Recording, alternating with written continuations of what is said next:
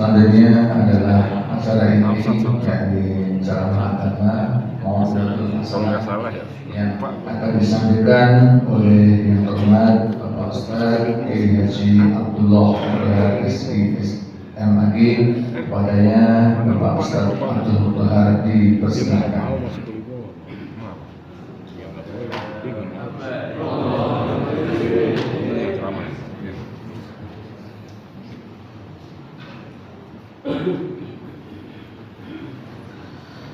Assalamualaikum warahmatullahi wabarakatuh. Waalaikumsalam warahmatullahi wabarakatuh. Alhamdulillah wassalatu wassalamu ala rasulillah sayyidina wa habibina wa syafi'ina wa qurrati a'yunina wa maulana Muhammad.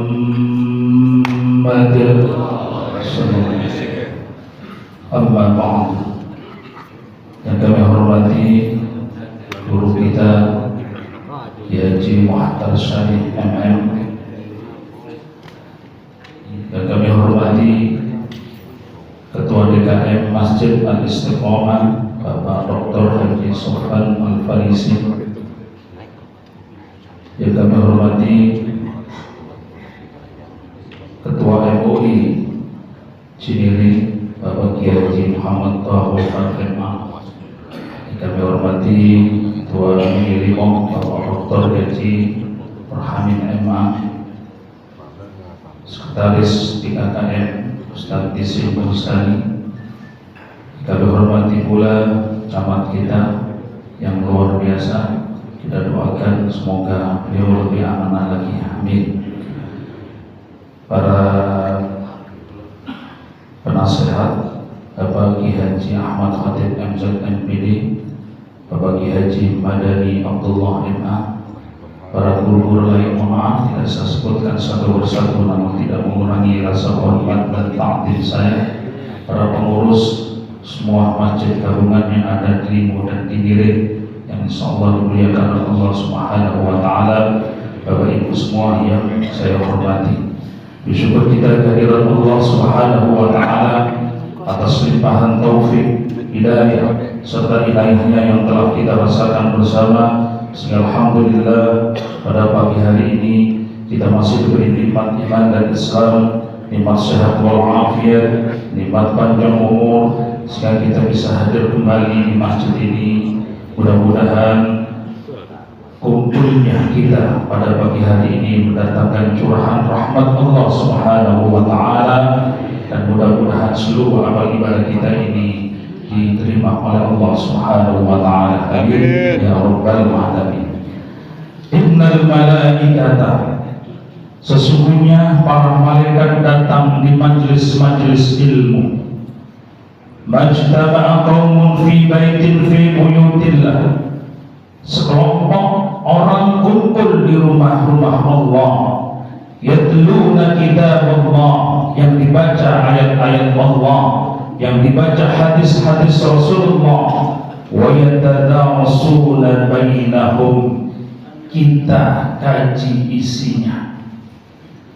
Yang kita lakukan tiga: kumpul di rumah Allah, membaca ayat-ayat Allah, membaca hadis-hadis Rasulullah, dan kita kaji isinya dibalas oleh Allah 4. 1. Nazalat alaihimus sakinah, Allah turunkan ketenangan di dalam hatinya. Makanya ketika kuliah subuh, kajian subuh berlangsung, di belakang ada yang nyender sambil merem, berarti hatinya tenang betul. Hati tenang itu husuk. Yang kedua, wa hasyat bihur rahmah, Allah turunkan rahmat kepada mereka. Padahal kita masuk surga bukan karena amal ibadah kita. Kita masuk surga bukan gara-gara salat kita. Kita masuk surga bukan karena puasa, tahajud, haji, umrah kita, tapi kita masuk surga karena rahmatnya Allah Subhanahu wa ta'ala. alaihimul malaikah. Yang ketiga, Allah balas. Allah, orang yang hadir di majelis ilmu itu adalah dikelilingi oleh para malaikat. Malaikat Allah ciptakan dari cahaya, uli ajnihatin bersayap. Makhna ada yang sayapnya dua, wa thulatha ada yang tiga, wa ruba ada yang empat. Ketika sayap-sayap malaikat itu ditaruh di dunia dari ujung timur sampai ujung barat, tidak akan muat dunia ini.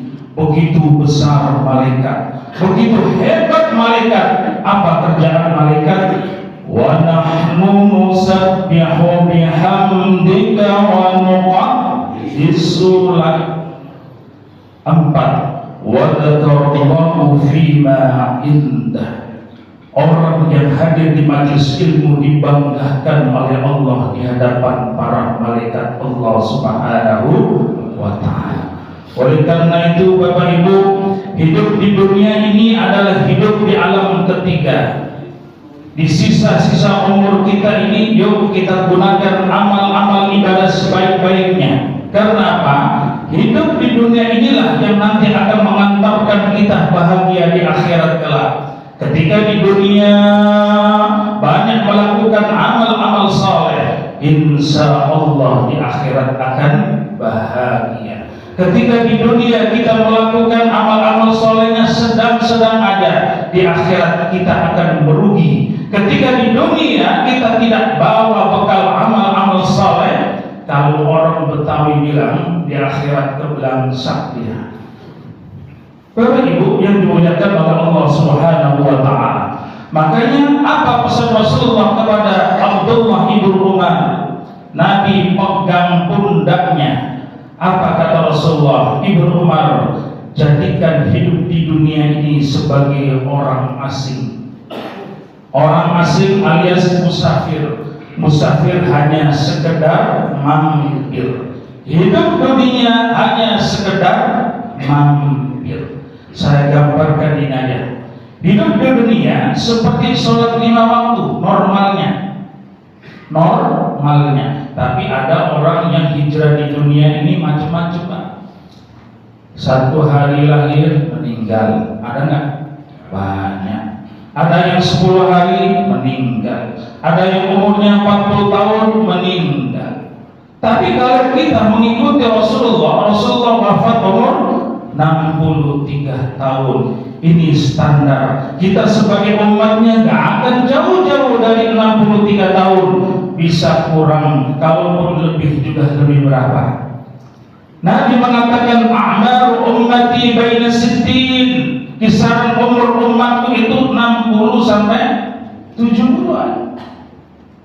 Kalau kita ini benar-benar ittiba, ikutin Nabi, kontrak kita, jatah kita hidup di dunia ini adalah 63 tahun.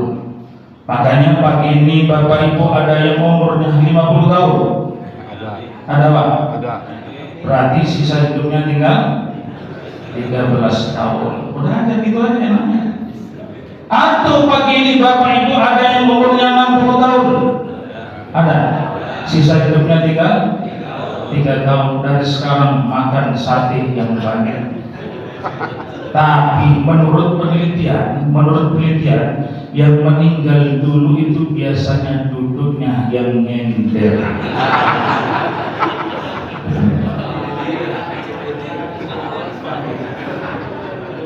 Tanda bahasa yang sering diketahui.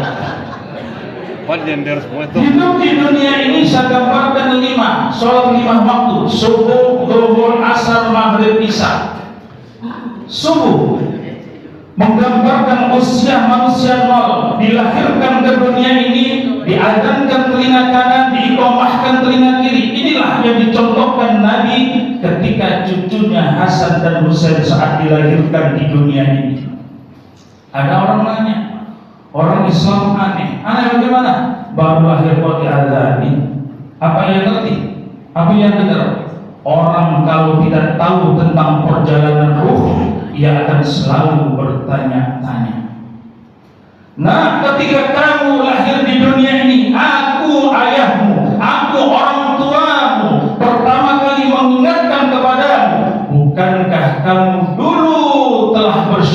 di hadapan Allah di alam ruh, dan kamu sendiri telah menjawab bala syahidna.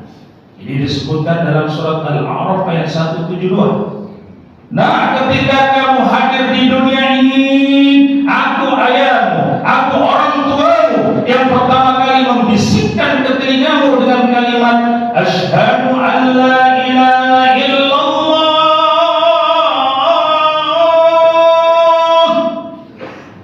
Kalau ngandanin anak baru lahir jangan gitu, Pak.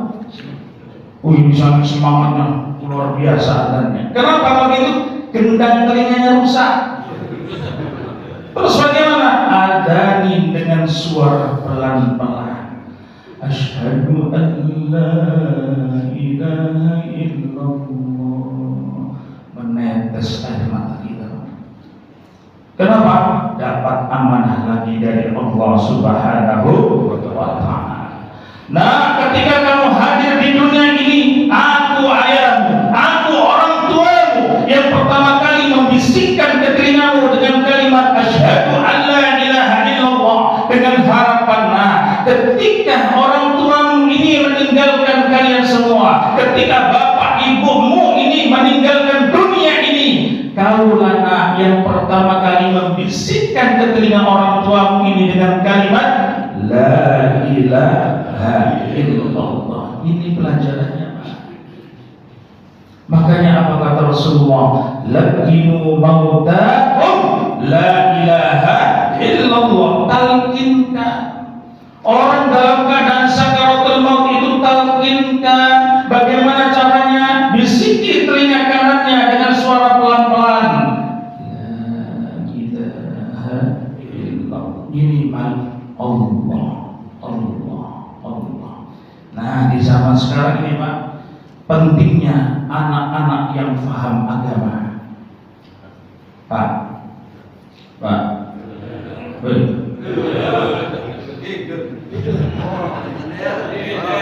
pentingnya kita ini membimbing anak kita paham agama. Kenapa? Banyak anak yang bingung melihat orang tuanya dalam keadaan sakaratul maut. Ia bingung apa yang harus ia lakukan. Karena bingung, ambil HP, di foto orang tuanya, di share ke Facebook, pakai status, bapakku sekarang lagi sakaratul maut, bagian kasihan tolong di like, amin, amin, amin. Apa itu yang diharapkan, Pak? Pengalaman pribadi, saya pernah diminta mengimami sholat jenazah di perumahan Rancu Indah, Tanjung Barat. Mau saya sholatin, saya tanya, mana anaknya? Dicari, Pak, anaknya nggak ada.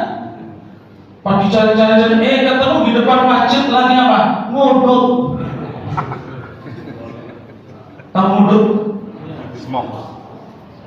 Gak kuat amat dari nguduk. Orang tuanya terakhir kali mau disolatin, ya itu kalau orang tua bangun dicakar itu, Pak.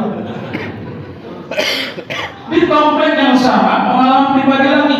Jam 12 malam saya ditelepon, Pak Ustaz, jamaah bapak yang namanya ini meninggal dunia. Karena jam 12 malam saya tidak bisa takziah. Saya lihat jadwal kuliah subuh ada di masjid yang sama.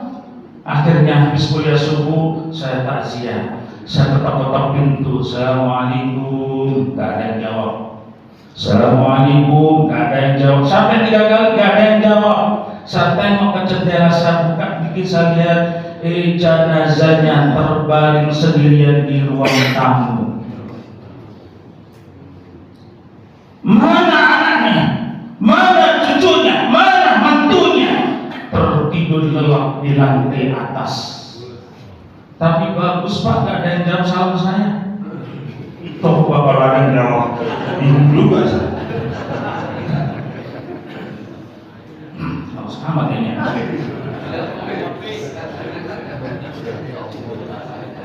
Udah, nggak usah minum, tambah lama ntar. Saya dikasih waktu sebelum jam 6 nih. Bapak ibu yang dimuliakan oleh Allah Subhanahu wa ta'ala, dari waktu subuh pindah ke waktu zuhur.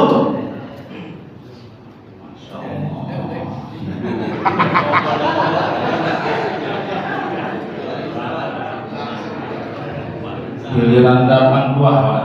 Tapi sayang dua-duanya putih, gak ada yang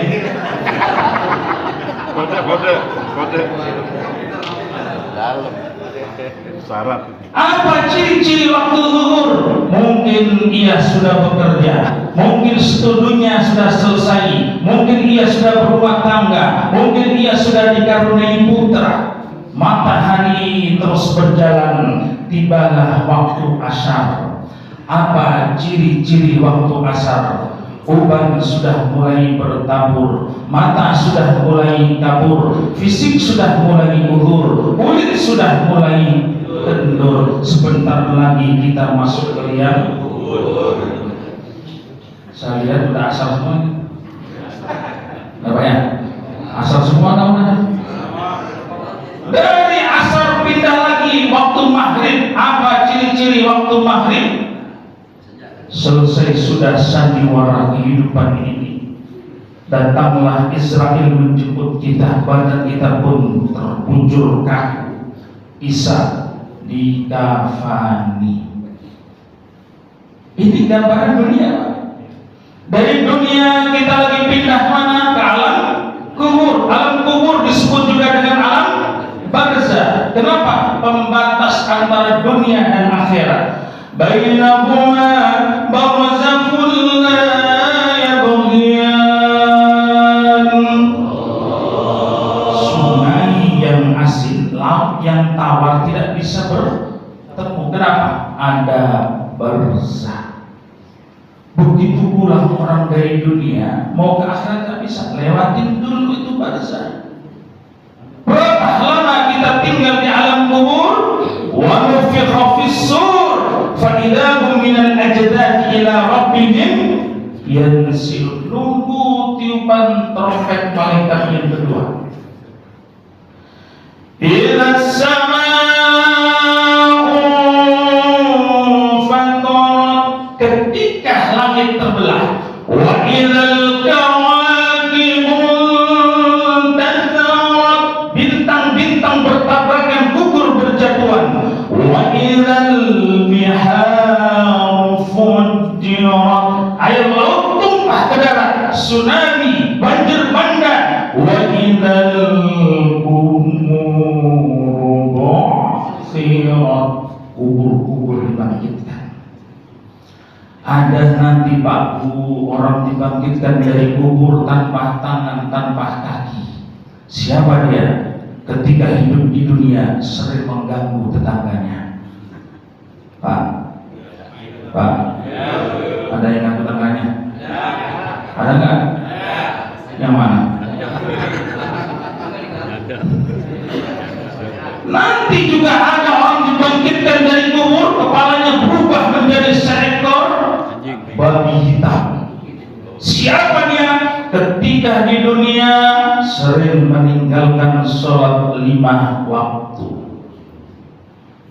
Ada juga nanti dibangkitkan dari kubur, mulutnya keluar darah segar terus. Siapa mereka? Para pedagang yang sering menggunakan transaksi kebohongan. Ada pedagang ini? Kalau dagang jujur-jujur aja. Ini kadang-kadang toko buah ini, ya, ditanya jeruknya manis gak Bu, Pak? Jangan ditanya. Kalau nanti gak manis, jeruknya balikin lagi. Gimana mau dibalikin? Jeruknya udah hancur. Bilang aja selama ini sih orang gak ada yang kecewa Bu. Ya, gak ada yang kecewa. Kalau pas giliran ibu gak manis ya nasib ibu. Bu ya, Bu. Ada nanti Pak Bu, orang dibangkitkan dari kubur, kepalanya berubah menjadi seekor keledai. Siapa mereka? Ketika di dunia sholat berjamaah bersama imam, tapi gerakannya sering mendahului imam. Tadi saya lihat banyak ini. Pak Ustaz sholat melihat, kebetulan di depan saya.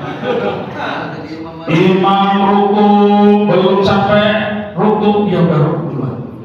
Imam iktidal, sami Allah akbar, liman hamidah, dia udah iktidal duluan. hati-hati kepalanya berubah menjadi seekor keledai. Makanya pesan guru saya, Profesor Ki Haji Mustafa Ali Yaakob Al-Mamfurlah, gurunya Buya Rozi. Karena Buya Rozi itu adik kelas saya. Beda nasib, dia udah terkenal, saya belum. Di Toha itu sama saya belajar, Pak. Bukan belajar di pesantren, di rumahnya langsung depan kamarnya. Sahih Muslim, Sahih Bukhari. Apa pesan beliau? Jadi imam itu kalau bisa menyelamatkan jamaah.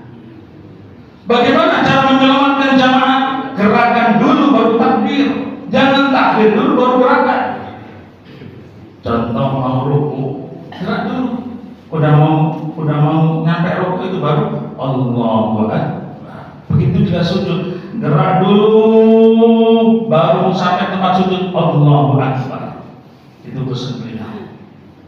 Bapak Ibu yang dimuliakan oleh Allah Subhanahu wa taala. Karena orang yang imam, mohon maaf, udah tua, kamu diganti takbir dulu baru gerak. Allahu Akbar baru gerak. Gerakannya benar. Ada enggak, Pak? Ada enggak? Terus tangannya ada enggak? Yang mana? Tapi nanti ada Pak Bu, orang bangkit dari kubur bersama dengan orang-orang beriman. Tengok kanan Ki Haji Muhtar Syarif, tengok kiri guru-guru kita, tengok kanan jamaah kuliah subuh semua. Ternyata Pak Bu, di akhirat kita ini satu kapling. Amin. Tapi ada Pak Bu, orang bangkit dari kubur bersama dengan orang-orang yang tidak beriman. Bangkit dari kubur, tengok kanan Abu Jahal, tengok kiri Abu Lahab. Apa kata Rasulullah? Wa husyira yaumal qiyamati ma'ahum. Orang akan dibangkitkan sesuai dengan kebiasaannya hidup di dunia. Ini pedoman saya. Makanya kemana saja saya diundang, sehat ada waktu saya datang. Kemarin sama wali kota Tangsel di Pondok Aren dibuat jamaah ibu-ibu, tapi ibu-ibu bapak-bapaknya nggak ada. Jadi orang dibangkitkan dari kubur sesuai dengan kebiasaan hidup di dunia. Ketika kita di dunia ahli judi, akan dibangkitkan bersama dengan ahli judi. Ketika di dunia kita sering berkumpul ahli maksiat, akan dibangkitkan bersama dengan ahli maksiat. Ketika di dunia kita ini sering ahli mancing,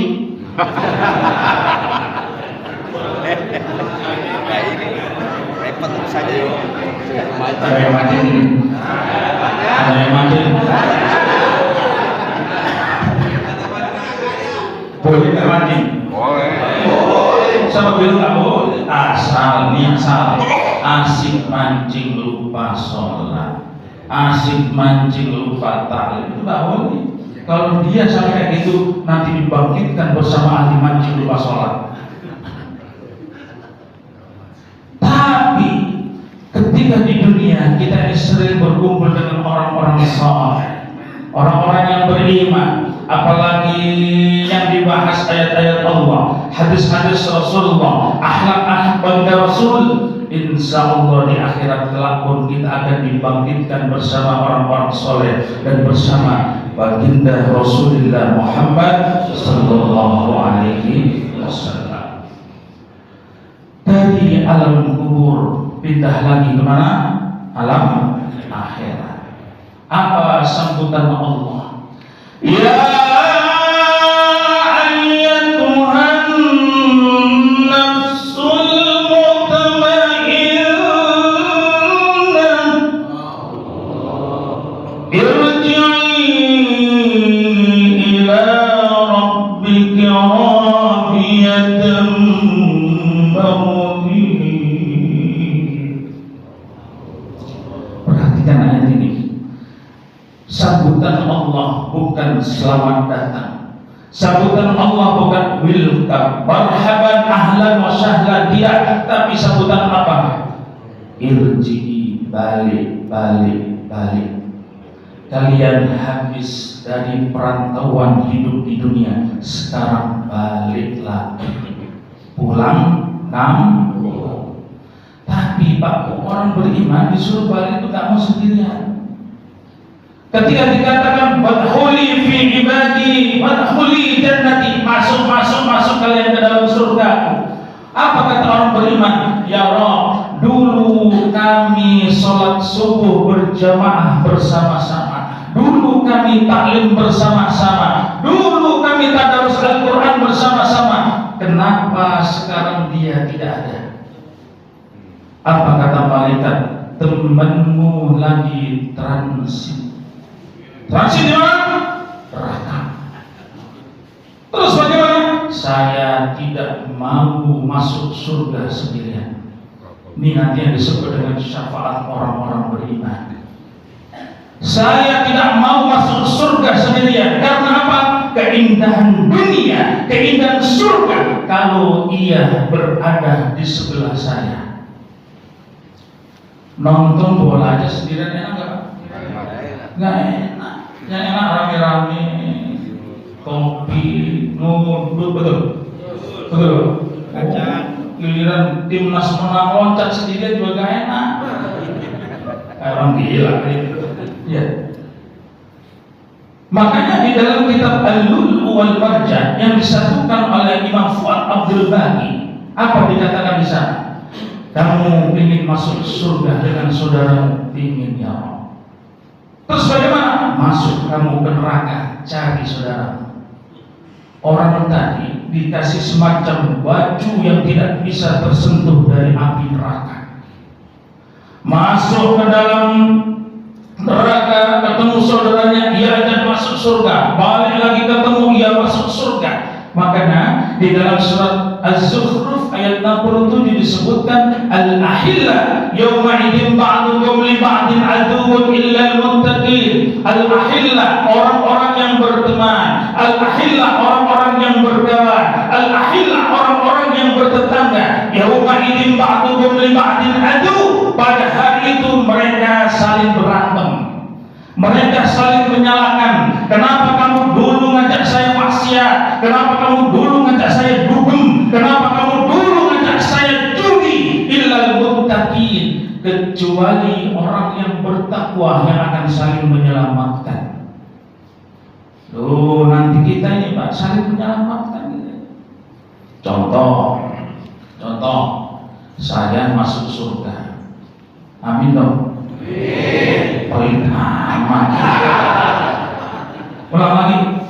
Saya masuk surga. Bapak Ibu masuk neraka. Contoh. Bapak Ibu saya cari, wajahnya udah pada kenal semuanya. Atau sebaliknya, Bapak Ibu masuk surga. Amin. Bapak Ibu masuk surga. Saya masuk neraka. Jangan diaminin. Bapak Ibu cari saya. Ini yang dimaksud illal muttaqin, saling menyelamatkan. Makanya ada sebuah ungkapan, saudaraku, ketika kamu nanti di surga tidak melihat aku, kenali wajahku sekarang di dunia ini. Saya ulang lagi, saudaraku, ketika kamu nanti tidak melihat wajahku di surga, kenali wajahku sekarang di dunia ini, lalu nanti kamu cari aku di sana.